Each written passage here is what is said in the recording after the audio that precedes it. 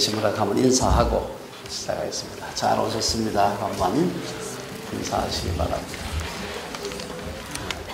우리도 앞에 이게 타이머 두고 1분 동안 계속 하도록 그렇게 하면 좋을 것 같아요. 타이머 다 끝날 때까지 인사하시도록. 네. 예, 오늘 우리가 베다니 교회와 마리아의 헌신, 베다니의 교회가 있다는 것이 아니라 예수님이 계시고 그를 믿는 자들이 함께 모여서 예수님의 죽으심을 생각하며 그것을 그 은혜를 감사하는 그런 사람들이 모인 곳이 교회가 아닐까 그런 생각 때문에 이런 제목을 한번 붙여봤습니다. 저희가 참 저희 집안 얘기를 하는 게 참 조심스럽기도 하고 죄송하기도 한데 제가 이 본문을 생각하면서 저희 부모님을 생각을 했습니다. 저희 아버지가 교회를 열심히 개척하셨는데 제가 다녔던 모교회도 저희 아버지가 개척하신 그런 교회였습니다. 그래서 한 5개 교회를 개척하셨는데 3개는 혼자 하셨고 2개는 주동적인 멤버로서 개척을 하셨어요.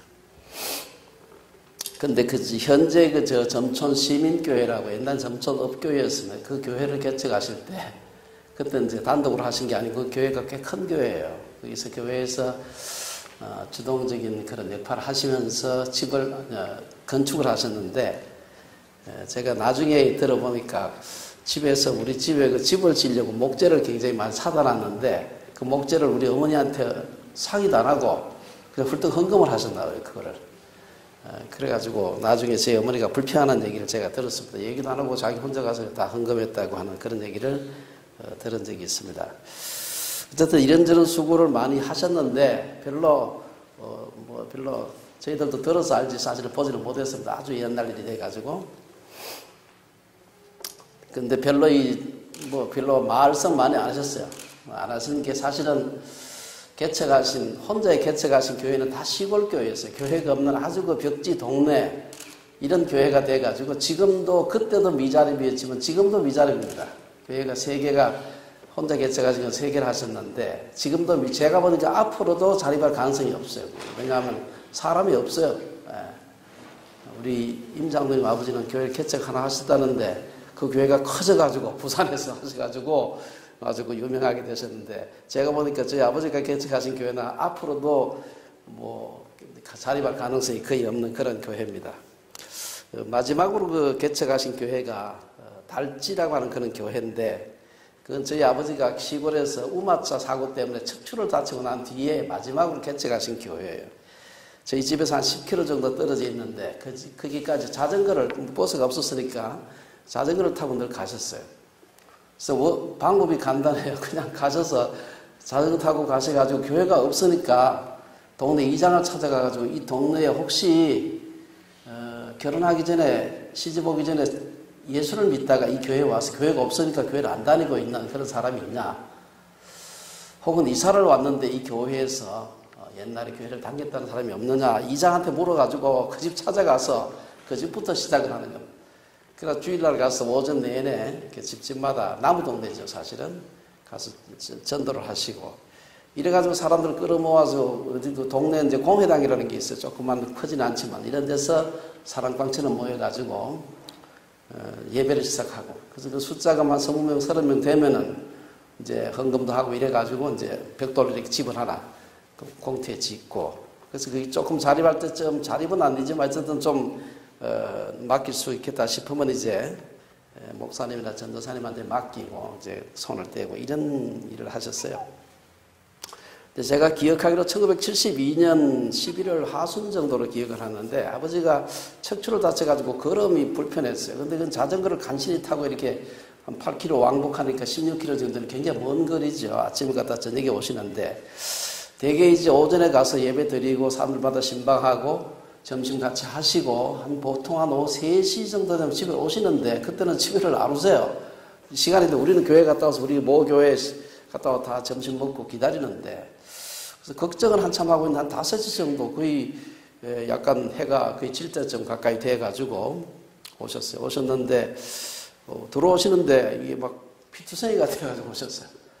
그러니까 깜짝 놀라서 자전거를 타고 오셔야 되는데 간신히 자전거에 기대가지고 오셨더라고요. 그래서 저희가 참 왜 그럴까 해가지고 얼른 참 안으로 모셨는데,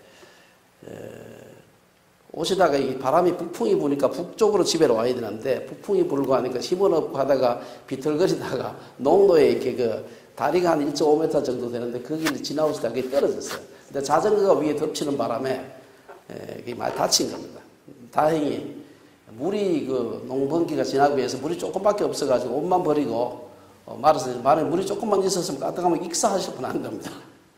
그래서 저희가 참 거의 한 40년 가까이 50년 가까이 전의 일인데도 그때가 아버지가 이 비틀거리면서 들어오던 그 피투성이의 모습을 제가 잊지 못합니다. 저희가 지금까지 생각을 해도 저희 부모님이 저한테 뭐 집을 한 채 물려주셨어요. 그래서 하여튼 지금도 집이 있고 그런데 제게 우리 부모님이 물려주신 유산 중에 제일 값진 유산이 뭘까? 뭐 집이 아니고요.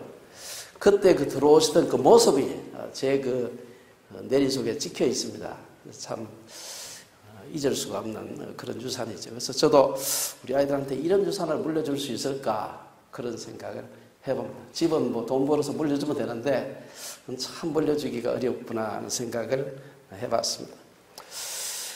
오늘 이 본문은 마리아가 자신의 가장 귀중한 것을 예수님께 드린 어떤 성경에서 가장 그 아름다운 얘기의 하나를 소개하고 있습니다. 마리아가 예수님의 발에 향유를 붓고 머리털로 발을 씻은 사건은 복음서에 두 군데가 더 나오고 있어서 동일한 사건을 조금 다른 각도에서 보았던 기록이 마태복음 26장과 마가복음 14장에 나옵니다. 비슷한 사건이 이제 누가복음 7장에도 나오는데 그건 같은 사건이 아니에요. 보니까 조금 다른 사건입니다. 어쨌든 동일한 사건을 마태와 마가가 기록을 하고 있습니다. 근데 그 흥미로운 것은 이 마태복음은 여러분 전체가 28장인데 28장에서 이 사건이 이제 예수님의 마지막 그 주의 사건이거든요. 이 28장 마태복음 중에서 26장에 이 사건을 기록을 하고 있고요. 마가복음은 총 16장까지 있는데 이 사건을 14장에 기록하고 있어요. 상당히 뒤쪽에 기록하고 있고 실제로 이 사건은 예수님의 생애의 거의 뒤쪽에 거의 마지막에 최후의 일주간 동안에 일어난 일이기 때문에 그게 기록을 하고 있는데 요한복음은 여러분 아시다시피 총 21장 중에서 오늘 이 사건이 12장이에요. 거의 중간에 이 사건을 다루고 있고 이 지금부터 시작을 해서 예수님이 십자가에 죽으시고 부활하신 사건이 나머지 요한복음의 12장부터 21장까지 그 10장에 걸쳐가지고 여기서부터 사건을 기록을 하고 있습니다.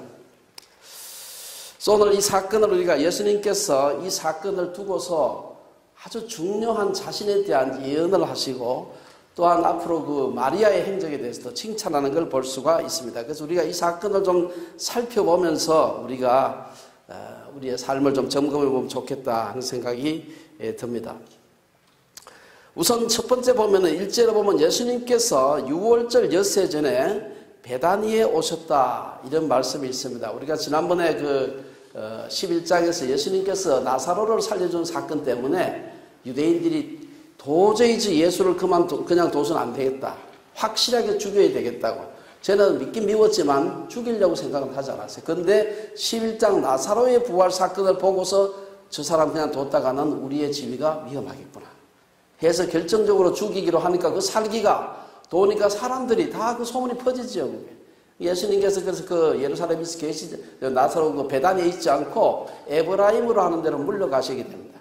거기서 얼마나 계셨는지 확실하지 않지만 그 다음에 그 6월절 전에 오신 걸 봤을 때 한 3개월, 길면 한 4개월 정도를 에브라임이라는 데 가서 피해 계셨어요. 거기 계시면서 있다가 이제 오늘 6월절 엿새 전에 다시 베다니에 오신 겁니다. 오늘 이 사건을 보면은 되게 예수님께서 이 예루살렘에 이제 6월절을 맞아서 6월절 엿새 전에 오셨기 때문에 성경에서 보면은 요한복음 2장과 6장, 그 다음에 12장, 2장에도 예수님께서 6월절에 예루살렘에 올라가셨다는 기록이 있고 6장에도 있고요. 그리고 12장에 나옵니다. 요 사건, 요 유월절을 3번 올라가셔서 지켰다는 것 때문에 예수님의 공생애가 3년이었다. 대충 그렇게 진짜, 물론 다른 증거도 있습니다만은 그게 굉장히 중요한, 예수님이 유월절을 3번 지켰으니까 어쨌든 한 3년 정도 공생애를 하셨다. 이렇게 보고 있는 것입니다. 앞뒤 여러 가지 문맥을 봤을 때 에브라임에 가셨다가 한 3개월 정도 그동안 뭘 하셨는지 성경은 자세하게 기록을 하고 있지 않지만 그때 이제 돌아오시면서 유월절 엿새 전에 베다니로 베다니는 바로 예루살렘 그 근교입니다. 지금은 물론 예루살렘 시내입니다. 도시가 커졌기 때문에 돌아오시는 길에 우리가 오늘 요한복음에는 안 나옵니다만은 마가복음 10장에 보면은 소경 바디메오를 고친 사건이 나옵니다. 이 사건도 그때 오시면 돌아오는 그 길에서 하신 것이고 야고보와 그 어머니가 청혼하는 게 있어요. 예수님께서 이후에 영광 받으시거든 내 두 아들을 좌의정 우의정 만들어 달라 한 얘기가 그때 나오는 얘기고요. 삭개오가 회개하는 얘기도 그 돌아오는 그 길에 생긴 일입니다. 근데 그걸 요한복음은 기록을 하고 있지 않고 다른 복음서 공간복음에서 기록을 하고 있습니다.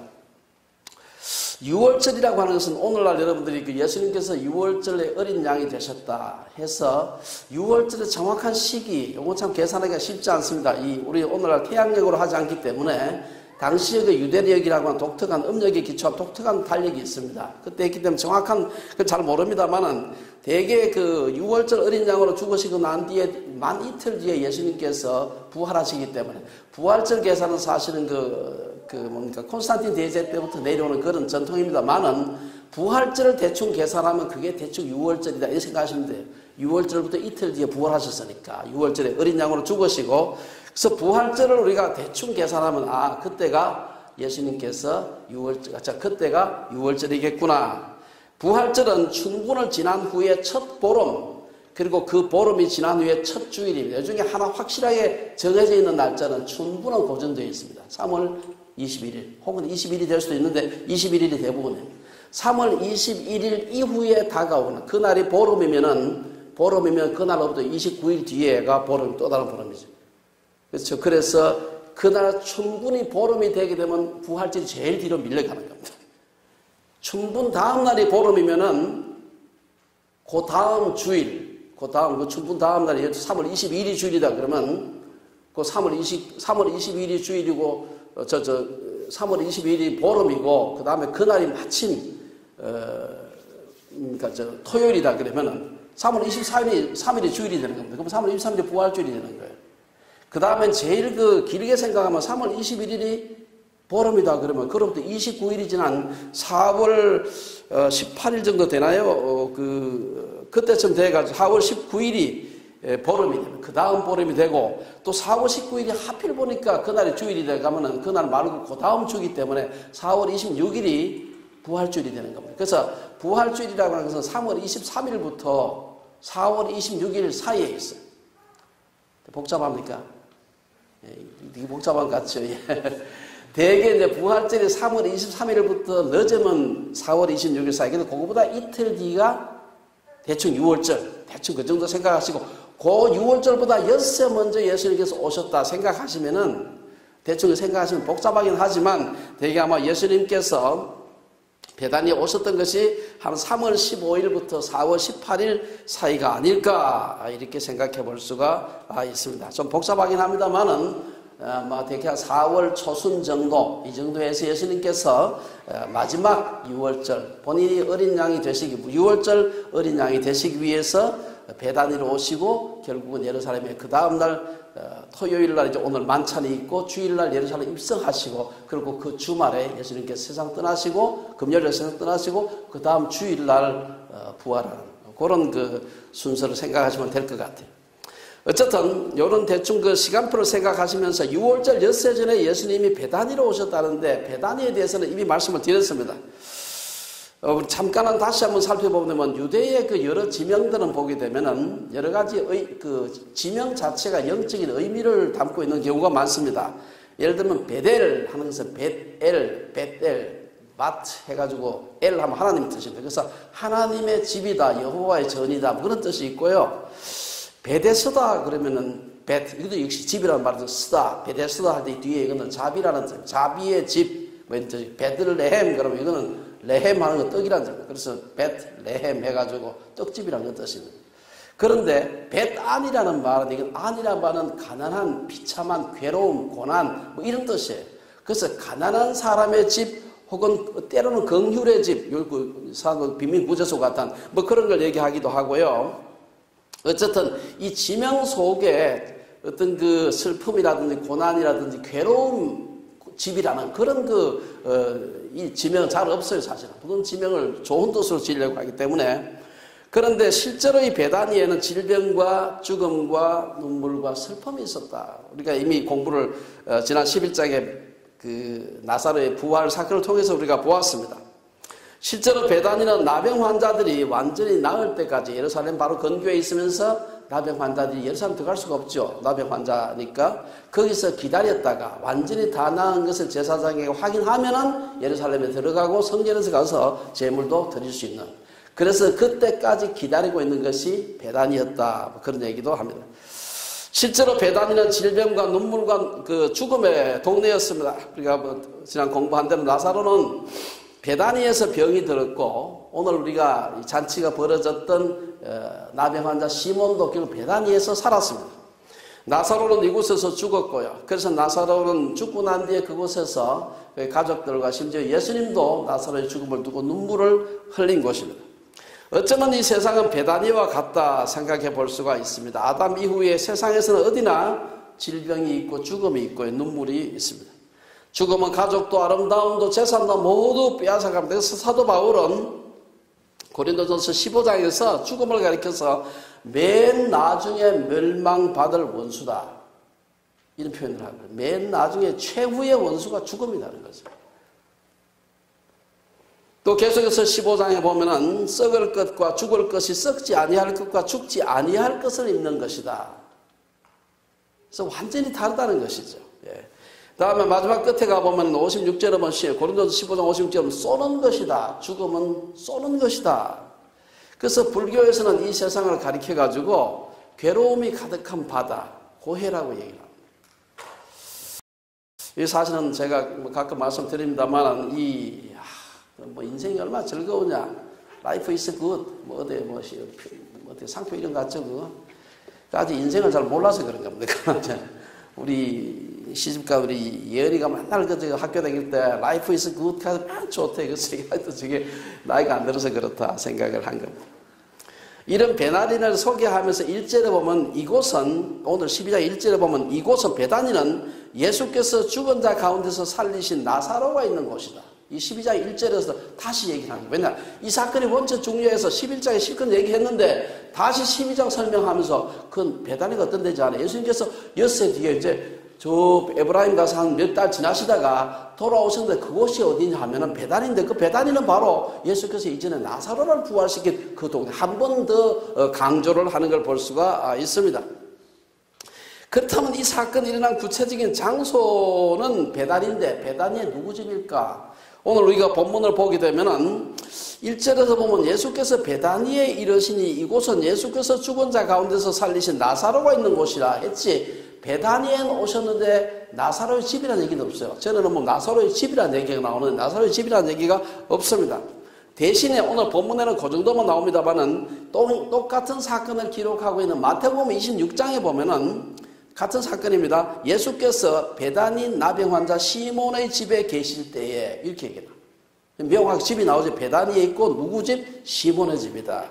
마가복음 14장에서도 보면 그 비슷하게 예수께서 베다니 나병 환자 시몬의 집에서 식사하실 때에 명확하게 예수님께서 에브라임에 돌아오셔가지고 이 시몬의 집에서 잔치를 했고, 그 집에 잔치할 때 주동적으로 도왔던 사람이 바로 이 이웃에 사는 마르다와 마리아, 그 나사로 가족과 그리고 시몬도 물론 참여를 했겠죠. 이런 그 세팅을 여러분들이 생각하시면 좋을 것 같아요. 오늘 본문 1절에서는 예수님이 베다니에 이르렀다고만 말하고 나사로 집에서 식사했다 그런 말은 없습니다. 그러므로 오늘 사건은 시몬의 집이었다 이래 볼 수가 있습니다. 이 베다니에서 이제 그 잔치가 벌어진 얘기가 바로 2절에서 오늘 마지막 절까지 나오는데요. 여기 보면 이 시몬과 나사로 가족들, 이들이 왜 잔치를 했느냐, 오늘 본문의 2절에 보면은 예수를 위하여 잔치했다 이렇게 나와 있습니다. 아마 시몬도 이전에 예수님으로부터 나병을 치료받았고 가까운 이웃인 그 나사로도 예수님으로 인해서 살아났기 때문에 두 가족에 얼마나 그 고마운 마음이 많겠어요. 그러니까 서로가 힘을 합쳐가지고 예수님을 위해서 잔치를 배설한 것입니다. 이 잔치의 모습을 살펴보면 우리는 마치 시몬의 집이 오늘날 교회의 모형이 아닌가 그런 생각을 해봅니다. 베다니 잔치집에는 예수님이 계셨고 그 은혜에 감사한 마음을 가진 사람들이 있었고 부지 중이긴 하지만 예수님의 죽음과 부활을 준비하는 사람들 그런 행위가 있었습니다. 이처럼 지상교회는 다양한 사람들이 있는데 오늘 본문에 등장하는 베다니 교회는 제가 보니까 대략 한 6종류의 사람이 있어요. 첫째는 나사로입니다. 2절에 보면은 나사로는 예수와 함께 앉은 자 중에 있었다.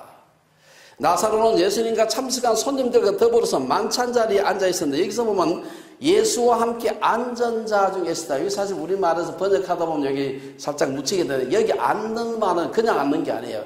이 보통 유대인이 사교적인 그 점심이라 저녁이라 밥을 먹을 때는 약간 비스듬하게 누워서 이렇게 소위 그 여러분 안락의자에 앉아서 먹듯이 이렇게 먹는 겁니다.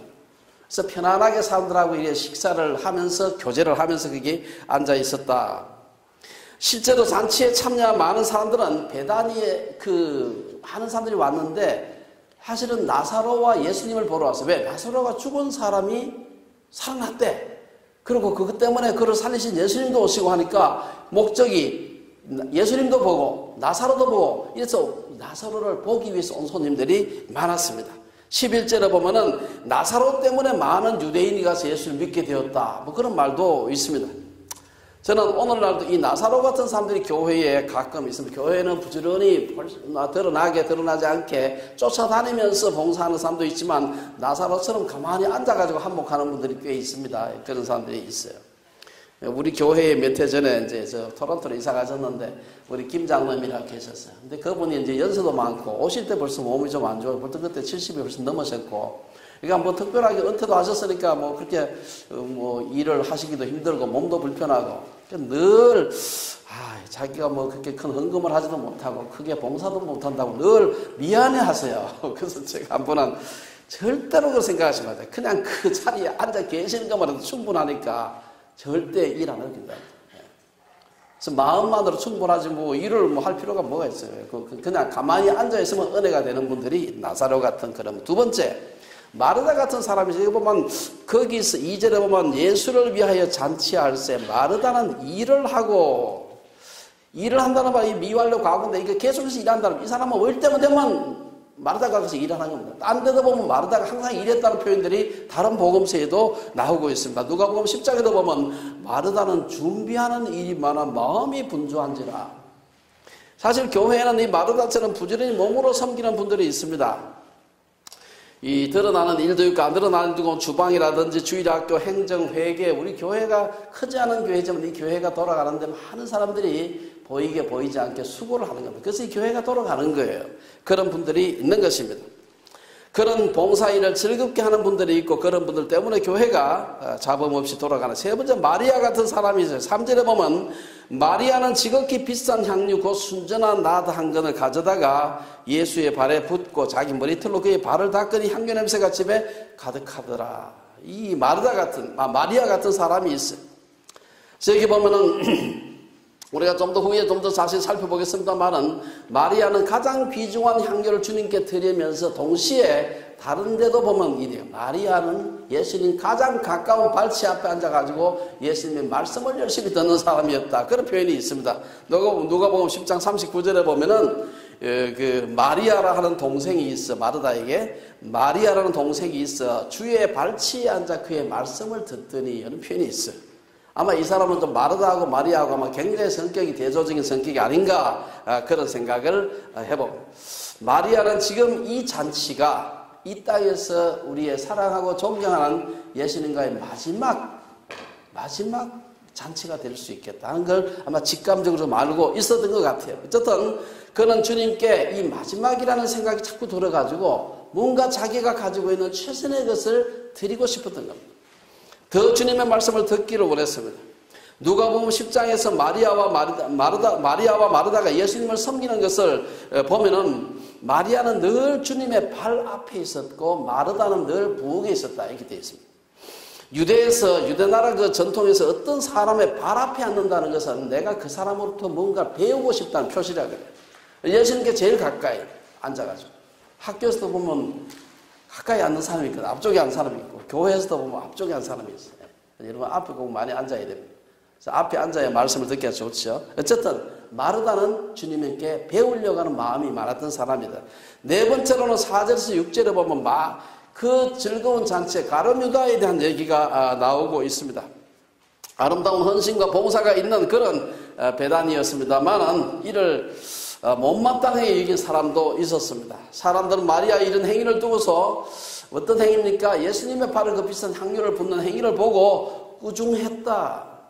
여러분, 동일한 사건을 마태복음 26장에서 기록하고 있다 그랬죠. 거기 보면은 26장 8절에 보면 제자들이 보고 분개하여 이르되 무슨 의도로 이것을 허비하느냐. 여기 제자들이 그랬다. 마가복음 동일한 사건을 기록하고 마가복음 14장에 보면은 어떤 사람들이 화를 내어 서로 말하되 어찌하여 이 향유를 허비하는가? 여러 사람이 마리아를 꾸중한 것 같지만 아마 이 주동인물이 가룟 유다가 아니었겠나 생각을 해봅니다. 오늘 본문 5절에 보면 유다는 마리아의 헌신을 보고 이 향유를 어찌하여 300데나리온에 팔아서 가난한 자들에게 주지 아니하였느냐 나무랬습니다. 사실 여러분 어떤 값비싼 물건의 감정을 이렇게 빨리 한다는 것은 이제 아주 밝아야 돼요. 사실 딱 가져왔는데 보니까 이 향유 옥합에 보니까 한 근이나 돼. 한 근은 12온수 300g. 향유가 한 근이라 하면 굉장히 양이 많은 겁니다. 딱 보니까 야 저건 300데나리온 되겠다. NIV 성경에 보면 이걸 어떻게 번역하고 있는가 하면 1년 한 사람이 1년 동안 일해서 받는 연봉이다. 이게 year's wage 딱 나와요. 300데나리온은 노동자가 300일 정도에서 버는 돈이 1년에 우리가 한 300일 정도 일한다. 이렇게 생각하면 연봉에 해당하는 그 비싼 향유를 가지고서 부었던 겁니다. 교회에는 이 가룟 유다와 같은 사람도 있는 것입니다. 그는 겉으로는 자선가의 얼굴을 하고 있지만 속은 위선자와 도둑이었습니다. 위선자라고 하면 그리스 가면극 배우에서 나오는 겁니다. 배우가 앞에 나가서 이렇게 하는데 사실은 자기의 마음이 아니라 이 대사에 따라 사는 뒤에서 읽어주는 사람, 가면을 쓰고 그 사람의 대신 대역을 하는 것이죠. 이 위선자라고 하는 말은 겉으로 드러나는 것과 속의 생각이 다른 것입니다. 그는 예수님을 배신했고 예수님 일행의 돈꾀를 맡은 자로서 돈을 훔쳐가는 도둑놈이죠. 우리말에는 그 시제가 아주 자세하지 않은데 이 헬라어는 굉장히 과학적인 언어가 돼서 시제가 아주 복잡해요. 요 훔쳐갔다는 말이 한 번 훔친 게 아닙니다. 이건 늘 조금씩 훔쳐갔다는 얘기예요. 계속 훔쳐갔다. 한꺼번에 왕창 훔쳐가서 뭐 다 드러났겠죠. 근데 사람들이 잘 몰라서 조금씩 훔쳐가니까 계속 훔쳐간 사람이었어요. 어쨌든 그는 마리아의 헌신을 나무라는 위선자였습니다. 자신의 가장 귀중한 것을 마리아는 드렸지만 가룟 유다는 자신의 헌신 짝 같은 헌신을 했습니다. 헌신짝 같은 헌신이죠. 그는 은 30냥을 받고 예수님을 팔았는데 은 30냥이 얼마냐 하면 당시에 노예 한 사람의 일반적인 값이었다 그래요. 자기 선생을 노예 한 사람의 가치밖에 없다고 생각한 것입니다. 예수님 시대나 지금이나 교회에는 유다처럼 자선을 빙자해서 자신의 배를 채우는 도둑들이 많이 있습니다. 일반적으로 사욕이 강한 사람일수록 가난한 자를 돕는다. 주의 선교를 위해서 필요하다. 이렇게 해서 돈 끌어모은 사람 꽤 많습니다. 여러분 거기 속으면 안 돼요. 우리가 선교를 위해서 헌금하는 건 너무 귀하지만 그 중에 가끔 선교 빙자 사기꾼들이 있거든요. 잘 구별해야 됩니다. 이 가룟 유다 같은 사람이 있는 것이지. 요즘은 가룟 유다처럼 회계 맡은 자들이 돈을 훔쳐가는 것보다 가끔은 담임 목사가 돈을 훔쳐가는 경우가 많습니다. 그래서 아주 조심을 해야 됩니다. 교회 세습의 가장 큰 이유가 돈 때문이라는 말도 들었습니다. 지금도 세습 문제 때문에 시끄러운 한국의 어느 큰 교회, 대형 교회의 경우에는 담임 목사가 자식에게 세습 안 해주면 그 다음 전혀 다른 사람이 담임 목사로 오게 되면 전임 목사 까딱하면서 감옥에 갈 위험성이 있기 때문에 할 수 없이 물려줄 수가 없대요, 다른 사람에게. 그런 얘기도 들었습니다. 어쨌든 교회는 가룟 유다 같은 사람도 있고, 그 다음 다섯 번째로 교회는 구경꾼들이 많습니다. 9절에 보면은 유대인의 큰 무리가 예수께서 여기 계신 줄 알고 오니 이는 예수만 보기 위함이 아니요 죽은 자 가운데서 살아신 나사로도 보려 합니다. 구경 오는 것이죠. 구경. 지금도 예수님을 믿기 때문이 아니라 그냥 교회에 신기한 게 많아가지고 어릴 때 같으면 지금 교회에서 뭐 먹을 거 준다니까, 크리스마스 때 재미있는 거 한다니까 재미로 오는 사람들이 많습니다. 또 어떤 경우는 막 그 교회 가면 그 목사님 영역이 많아서 뭐 죽어도 벌떡벌떡 말기암도 낳고 이런다고 하면 사람들이 구름대와 같이 모이는 것이죠. 어떤 사람들은 자기의 사업을 위해서 교회에 오기도 하고요. 정치인들은 표박가리를 위해서 오기도 하고, 청년들 중에는 연애하기 위해서 오는 사람도 있습니다. 교민 중에는 그냥 외로워서 오는 사람도 있습니다. 어쨌든 어떻게 교회에 나오든지 간에 11절에서 나사로 때문에 많은 유대인이 가서 예수를 믿더라. 구경꾼으로 그냥 왔는데 가만 가서 말씀을 들어보고 하니까 이게 예수님이 진짜구나 해서 예수님을 믿는 사람이 그 중에 있었다는 것입니다. 어쨌든 그 교회에 오는 여러 가지, 구경을 오든 뭘 하러 오든 교회에 많은 사람이 와서 말씀을 듣고 변화되는 것은 그때나 지금이나 마찬가지입니다. 여섯 번째로 등장하는 인물이 바로 교권자들입니다. 10절, 11절에 보면 대제사장이나 바리새인과 같은 그런 교권자들입니다. 그때나 지금이나 교회에는 정치하는 사람들이 꽤 있습니다. 10절, 11절에 보면 대제사장들이 나사로까지 죽이려고 모의하니 나사로 때문에 많은 유대인이 가서 예수를 믿음이라. 그들은 자기들의 지위를 위태롭게 하는 예수를 죽이려고 했고, 나아가서 그를 믿게 만드는 나사로까지 제거해야 돼요. 그래서 물증이 있어가지고 나사로를 살린 분이 저분이라는데 나사로를 죽여서 없애버렸으면 이게 문제가 간단해지는데, 이게 나사로가 살아있으니까 그 자꾸 말을 하고 사람들 앞에 내가 바로 그 사람이라고 하니까 예수를 더 믿게 되는 겁니다. 오늘 이것을 보게 되면은 예수님에 대한 지도자들의 그 사리가, 죽이려고 하는 사리가 얼마나 확고하고 적극적이었는가 하는 걸 알 수 있습니다. 사실 교회에는 지도자들이 있어야 됩니다. 어느 단체든 지도자가 없는 단체는 운영되기가 어렵습니다. 하지만 교회를 자기의 권력의 도구로 생각하고 자기의 권력의 방해가 되는 사람들을 모함하고 쫓아내는 지도자들은 하나님의 심판을 받게 되는 것입니다. 이런 자들을 가리켜서 마태복음 23장에서 예수님은 화 있을진저 외식하는 서기관들과 바리새인들이여 회칠한 무덤 같으니 겉으로는 아름답게 보이나 그 안에는 죽은 사람의 뼈와 모든 더러운 것이 가득하다. 회칠한 무덤, 회라고 하는 건 하얀색이잖아요. 무덤에다가 회칠을 해놨어. 무덤 같아야 되는데 회칠해 놓는 게 무덤인지 모르지요. 사실은 안에 들어가 보면 썩은 냄새, 시체의 썩은 냄새가 나는데 바깥은 회를 칠해가지고 아주 멋있게 보이게 하는 것입니다. 어쨌든 사람을 살리기 위한 종교의 지도자들인데 이 사람이 사람을 죽이는 일에 앞장선다는 것은 굉장히 모순적인 일인데, 우리 교회사를 살펴보게 되면 이런 경우가 꽤 있습니다. 보면은. 교권자들이 나사로를 죽이려고 했던 이런 부분적으로 나사로의 부활과 같은 큰 사건이 공간복음에 생략되어 있고 요한복음에만 기록되어 있는 이유를 설명할 수도 있습니다. 이게 확실하지 않은데 왜 이 중요한 나사로 부활 사건이 마태, 마가, 누가에는 없고 요한복음에는 있을까? 제가 이 문제를 놓고 한참 생각, 왜 그럴까? 이 큰 사건인데 어떻게 요한복음에만 기록되어 있고 다른 그 마태, 마가, 누가에는 없을까? 여러분 아시다시피 요한복음은, 이건 다 수책입니다만 요한복음은 사복음서 중에서 제일 마지막에 기록되었어요. 마태, 마가, 누가는 물론 그것도 완성될 때는 상당히 뒤에 완성이 됐습니다만 그 기록들은 상당히 일찍부터 예수님 살아계실 때부터 어쩌면 제자들이 기록해 놨을지 몰라요. 그런데 거기에다가 나사로의 그 사건을 구체적으로 기록하게 되면 까딱하면 이 나사로의 그 시큐리티, 세이프티 문제가 생기는 겁니다. 그러나 요한복음이 기록될 때는 이미 다 죽었어요. 예수님도 돌아가시고 나사로도 죽고 요한은 굉장히 1세기 말까지 살은 사람이에요. 그 생각하면은 요한이 요한복음을 기록할 때는 이미 다 당사자들이 죽었어요. 그래서 실명을 써도 문제가 없겠다 싶어가지고 굉장히 자세하게 누구의 집에 누구의 오빠 어디에서 누가 예수님께서 살리는 사람이 있었다는 것을 써도 아무런 문제가 없기 때문에 요한복음은 그건 아주 구체적으로 12장 전체가 나사로 얘기합니까? 이게 그렇게 쓴 게 아닌가, 저 혼자 그런 생각을 해봤습니다.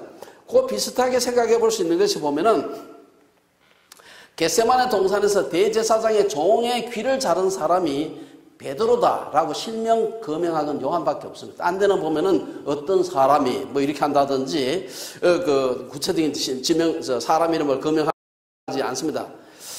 또 그리고 또 이 누가복음에도 보면은 나사로의 두 자매 마리아와 마르다의 이름을 기록하면서도 동네 이름을 밝히지 않았어요. 베다니다 이렇게 하면 베다니 사람 몇 사람 살지도 않는데 금방 아는 것입니다. 밝히지 않고 있고요. 그래서 이런 그 복음서를 기록했던 사람들이 그와 관계된 사람들이 이 종교 지도자들로부터 받게 될 그 어려움, 이것을 생각하면서 일부러 그 좀 익명 처리를 했거나 뺐거나 그러지 않았을까 하는 것을 제가 생각을 해보았습니다. 지금도 그러면 공산권이나 모슬렘권에서 선교하는 분들은 우리가 익명 처리하거나 일부러 실명을 빼잖아요. 괜히 그거 한국의 주요한 교회 그 주보는요, 주보에 전부 다 선교 누사 얘기도 나오고 하는데 그 주보는 거의 하루 만에 중국의 주요 공안당국에서 다 중국어로 번역해서 들여다보고 있다 그래요. 생각해보면 그런 중국에 선교한 사람들이 얼마나 그다 뭐 어느 선교사 누구 이무선 선교사 어디에서 성도에서 선교하고 있다 이러면 이건 바로 잡히는 겁니다. 아마 이런 문제 때문에 이 중요한 베다니의 그 사건, 나사로의 부활 사건이 요한복음에만 기록돼요. 왜냐? 요한복음의 나사로 부활 사건은 예수님을 죽이려고 생각했던 가장 중요한 사건인데 이 사건을 누가 어느 곳에 사는 사람에게 행했다 그러면 그 사람의 심신에 위협이 생길 수가 있는 것입니다. 그건 제가 혼자 생각을 해본 겁니다. 교회란 무엇인가? 베다니 교회에서는 그래서 그 잔치는 예수님을 위한 잔치고 잔치는 뭐의 상징이냐? 기쁨의 상징입니다. 괴로움의 동네 베다니에서 기쁨과 소망의 잔치가 있었다는 말은 굉장히 대조적입니다. 저는 오늘날도 온갖 종류의 사람들이 모이는 허접하게 보이는 이 교회. 근데 그럼에도 불구하고 이 교회야말로 늘 제가 말씀드렸다면 하나님의 그 거룩함과 그리스도의 신비가 있는 곳이 교회다. 괴로움과 병과 죽음이 있는 베다니와 같은 세상에서 기쁨의 잔치를 경험할 수 있는 공동체, 생명의 공동체가 이 베다니다. 교회다. 국경불능도 많고 가룟유다와 같은 배신자도 있고 탐욕과 위선의 교권자들이 있어도 그러면 교회가 크고 작고를 떠나서 교회는 굉장히 신비한 겁니다. 그래서 우리 교회에 대해서 굉장히 조심을 해야 됩니다. 교회가 쉽게 무너지지 않습니다. 교권자들이 있어도 교권 다툼을 하고 그런 사람 있지만 그런 사람들은 교회에 몸으로 들어와 있을 수 있지만 교회의 진정한 소속은 될 수가 없습니다. 교회는 구원받은 자들이 모여서 잔치하는 곳이고 은혜 입은 자들이 모이는 곳입니다. 교회에는 나사로와 같이 은혜 받은 자, 바르다와 같이 사람들을 섬기기 위해 수고를 아끼지 않는 자, 마리아와 같이 자기의 가장 귀중한 향유를 붓는 자가 있는 곳이 교회입니다. 그런 교회에 구경꾼들이 오게 되면 야 이렇게 이 세상에 이렇게 이런 데도 있구나. 제가 늘 말씀드리지만 딴 데는 다 시간당 페이를 해야 사는 일합니다. 그러나 교회는 그렇지 않아요. 우리 모두가 다 자기 돈 내가면서 일하는 데가 교회인데 세상적인 상식으로는 이해가 될 수가 없어. 시간당 얼마를 줘야 되는데 안 주고도 열심히 일해. 이게 교회의 신비입니다. 오늘 두 번째로 우리가 크게 생각해 볼 수 있는 것은 마리아의 헌신입니다. 여러 사람들의 헌신이 있었지만 마리아의 헌신을 좀 집중적으로 살펴볼 필요가 있습니다. 마태복음과 마가복음은 동일한 사건을 두고서 한 여인이 예수님의 머리에 기름을 부었다고 되어 있고 오늘 본문에서는 마리아가 예수님의 발에 기름을 부었다. 아마 이것은 위에서 부어가지고 밑으로 흘러내리는 게 아닌가 생각할 수 있어요. 왜냐? 예수님께 부었던 한 건 300g 혹은 300cc 정도의 이 나드 향료는 양이 상당히 많아요. 그래서 이게 붓게도 밑으로 내려가게 돼 있는 것입니다. 오늘 보면 옥합을 깨뜨려서 기름을 부었다. 옥합을 그러면 어떤 사람은 진얼굴로 되어 있어가지고 안 깨고는 그건 못 꺼낸다. 그건 그 비싼 거기 때문에 저는 뚜껑이 있었을 거라 생각해요. 근데 뚜껑을 갖다가 열어가지고 부을 때는 남겨가지고 다음에 쓸 때는 또 이렇게 잠궈놔야 되니까. 근데 이것은 오늘 아예 깨뜨려서 예수님의 발에 부었다 혹은 머리에 부었다는 것은 다 쓰겠다는 것이죠. 더 남기지 않겠다. 자기의 최고의 것 모든 것을 남김없이 드리겠다. 마리아의 헌신은 저는 한 세 가지가 있다고. 첫째는 마리아의 헌신은 준비된 헌신이었다. 마리아는 지극히 비싼 향유 순전한 나드 한 근을 가져다가 예수님께 드렸다. 예수님의 그 사람들이 많은 제자들이 있었지만 마리아는 여러 그 제자들 중에서도 가장 예수님께 가까이 늘 발치에 앉아 있었기 때문에 예수님의 여러 가지 아주 퍼스널한 그런 얘기들도 많이 듣지 않았어요. 혹은 그 눈치도 아무래도 여자들이 눈치가 빠르니까 눈치도 빨라가지고 이게 아무래도 심상찮다. 이게 예수님 진짜 마지막 하는 거 아닌가 이 생각을 한번 했던 것 같아요. 그래서 자기가 그 사랑하고 존경하는 예수님을 위해서 내가 드릴 수 있는 최선의 것이 뭘까 있는 걸 다 드린 거. 어쩌면 이게 마리아의 전 재산일 가능성이 많습니다. 이렇게 큰 값어치가 있는 향유는 미리 준비하지 않고는 드릴 수가 없습니다. 아마 마리아는 혹 이런 때를 생각하면서 미리 준비했을지도 모릅니다. 그리고 지금이 바로 그때임을 깨닫자 마리아는 주저없이 향유 옥합을 깨뜨린 것입니다. 준비된 헌신이라야 때가 되면 즉각 실행에 옮길 수가 있습니다. 어떤 사람은 아무 때나 마음만 먹으면 헌신할 수 있을 것 같지만 헌신은 그렇게 쉽게 되는 게 아니고 헌신은 연습이 필요하고 준비가 필요합니다. 복음을 위해 헌신하는 사람들 중에도 은퇴하면 돈 벌면 시간 나면 헌신하겠다고 하는 분들이 있지만 그런 분들 중에 헌신하는 경우를 거의 본 적이 없습니다. 이는 정말 사랑하는 사람이 있다면 시간이 없어서 연애를 못한다는 말이 나올 수가 없어요. 연애할 시간이 없다고 하는 사람은 아직 사랑할 사람을 못 만난 겁니다. 사랑할 사람이 있으면 시간이 생기는 거지. 왜? 그게 가장 중요하기 때문에. 연애는 시간이 없어서가 아니라 애인이 없기 때문에 못하는 겁니다. 제가 그 뷰 사역을 위해서 대학을 사직하려고 할 때, 제가 그때가 대학에 조교수 발령받은 지 14년이 지났을 때인데, 그때 몇몇 사람들이 그런 얘기를 하대요. 은퇴 후에 가면 안 되느냐. 그때가 제가 42살이었으니까 은퇴 보려면 한 23년 정도 기다렸다 가야 되는 거죠. 그것도 안 되면 이제 14년 했는데 공무원은 20년 하면은 공무원 연금 주는데 6년 더 있다 나가면 안 되느냐. 그런 얘기를 한 사람들이 있었습니다. 저는 뭐 그렇게 헌신되지를 못했습니다만은 제가 정말 하나님께 우리 인생을 드리겠다고 생각했을 때 제가 가지고 있는 인생의 가장 가운데 토막을 드리자라고 생각을 했습니다. 사실은 제가 그래서 42살에 제가 정교수직을 사직을 했는데 사직하자마자 여러분 아시다시피 97년 연말에 얼마나 심각한 외환위기가 닥쳤습니까? 400일 동안 아무 일도 못하고 실업자로 두 손 먹고 사망의 엄침한 골짜기를 지나면서 하나님 뜻이 있다고 생각해서 사직했는데 이게 무슨 뜻인가 아주 헷갈릴 때가 있었습니다만은 시간이 지나면서 그걸 향한 기가 막힌 하나님 뜻이 있었구나 이제 아는 것입니다. 아마 어떤 것은 우리 평생에 또 살아있는 건 모르는 그런 일도 있겠죠. 어쨌든 하나님께 헌신하는 것은 우리가 기쁨으로 그때에 헌신하면서 결단하는데 하나님 앞에서 우리가 준비된 헌신이 필요하다. 두 번째, 최고의 것을 드렸다. 마리아는 주님께 드릴 때 이 예수님의 발에 부은 나드 향유가 굉장히 비싼 것입니다. 오늘 본문에 보면 이걸 얼마나 강조를 하는지 몰라요. 보면은 지극히 비싸. 안 그래도 비싼 줄 아는데 지극히 비싸다. 그리고 또 그 비싼 것도 또 강조해서 100%야. 순전해. 뭐 이렇게 물하고 섞은 게 있는 거 아니고 100%. 게다가 그 양도 적질 않아. 여러분 제가 봐도 비싼 향유 해봐야 뭐 비싼 뭐 최고 비싼 거 요런 거 조그만한 병에 파는데 한 건 무슨 마시는 무슨 뭐 음료수도 아니고 한 건에 한 건 300cc. 많지 비싸지 100%지. 뭡니까? 엄청나게 귀중한 것을 드렸다. 최고의 것을 드렸다는 것입니다. 여러분 그 300데나리온이 얼마나 되느냐 하면 성경에 자세히 이게 오늘날 환산 단위로 얼마나 된다 이렇게 얘기는 안 하지만 오병 이후의 기적을 행하실 때 빌립이 계산을 빨리 해. 가룟 유다만 빨리 하는 게 아니라 빌립도 계산을 빨리 하는 사람. 딱 계산해 보니까 이 남자만 5,000명이야. 그러면 여자들 애들 합치면은 2만 명 정도 되었다고 봐요. 2만 명이 밥을 먹는데 얼마나 필요할까 딱 계산했다가 하나님과 통밥을 굴려보니까 이게 200데나리온이 필요해. 2만 명이 한 번 먹는데 200데나리온이 필요한데 이게 300데나리온이에요. 이게 얼마나 비싼 걸까? 제 생각해 보니까 아마 요즘 1년 연봉 생각하면 한 3천만 원 정도 안 되겠나 그런 생각을 제가 해보았습니다. 예수님 당시에도 귀한 손님이 오면 머리에 기름을 붓는 관습이 있었습니다. 하지만 마리아처럼 그렇게 비싼 기름을 붓지는 않았습니다.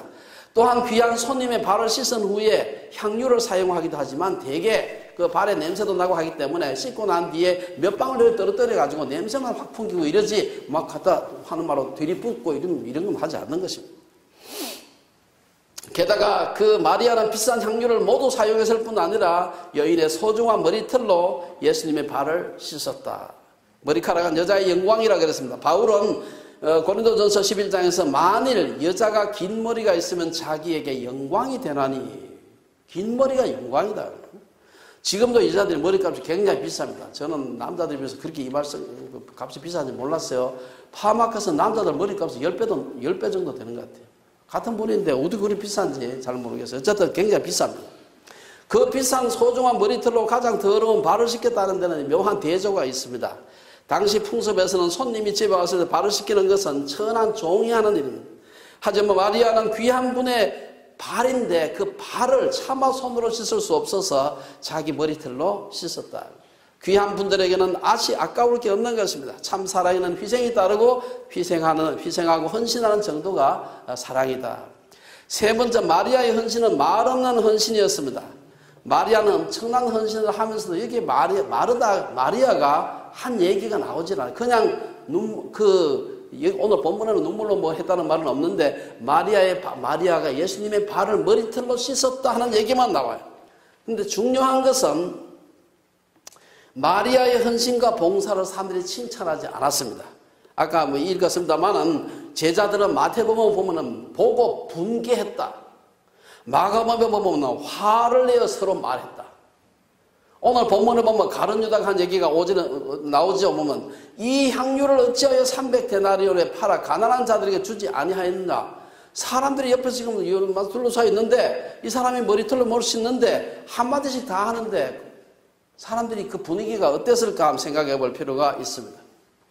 이런 핀잔과 이런 분노를 느끼면서도 마리아는 묵묵히 헌신했습니다. 다만 마리아의 헌신을 인정하고 칭찬한 사람 한 사람밖에 예수님밖에 없었습니다. 예수님께서 그를 가만두어 나의 장래할 날을 위하여 그것을 간직하게 하라. 가난한 자들은 항상 너희와 함께 있거니와 나는 항상 있지 아니하리라.